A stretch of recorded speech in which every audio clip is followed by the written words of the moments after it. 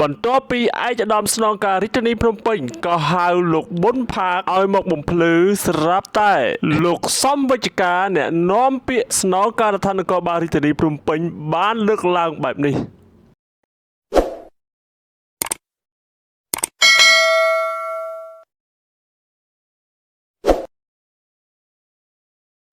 កាលពីពេលកន្លងទៅថ្មីនេះគណនី page មួយដែលឈ្មោះថាប៊ុនផាកនោះគឺបានធ្វើការបង្ហោះសារថាកម្ចាត់ក្មេងទំនើងនិងចោលប្លន់ឲ្យបានទៅ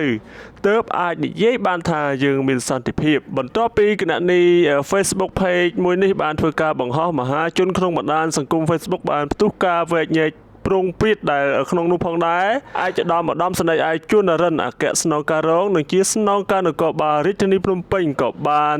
ចេញលិខិតកោះហៅទៅលោកប៊ុនផាកដែលជាម្ចាស់គណនី Facebook page ឈ្មោះប៊ុនផាកដែលបានធ្វើការបង្ហោះសារខាងលើបន្ទាប់ពីមានការកោះហៅលោកប៊ុនផាកស្រាប់តែនៅថ្ងៃទី20ខែមិនិនាឆ្នាំ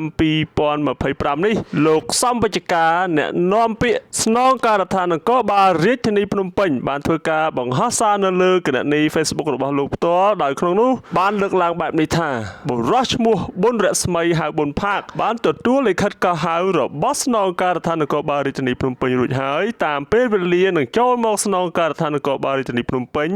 នាវេលាម៉ោង 9:30 នាទីព្រឹកថ្ងៃទី21ខែមិនិនាឆ្នាំ2025ដើម្បីមកបំភ្លឺករណីបំភ្លៃព័ត៌មានមិនពិតដែលបានផ្សព្វផ្សាយក្នុងបណ្ដាញសង្គមលោកសំវិជ្ជការបានបន្តទៀតថាប៉ុន្តែ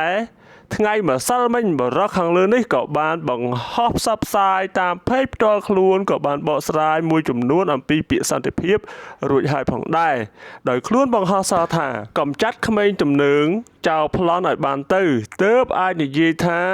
យើងមានសន្តិភាពដោយសារខ្លួនព្រួយបារម្ភនឹងចោលឆក់កាបូបមិត្តភក្តិខ្លួនជាជនបរទេសឈ្មោះ Chris នៅក្នុងការបង្ហោះសារនៅលើគណនី Facebook នេះដដែលបានបន្តទៀតថាការពិតករណីឆក់នេះសមត្ថកិច្ចយើងបានបង្ក្រាបជនសង្ស័យប្រមាណចុងក្រោយបន្ទាប់ពីករណីឆក់នេះកើតឡើងនៅសង្កាត់វត្តភ្នំខណ្ឌដូនពេញ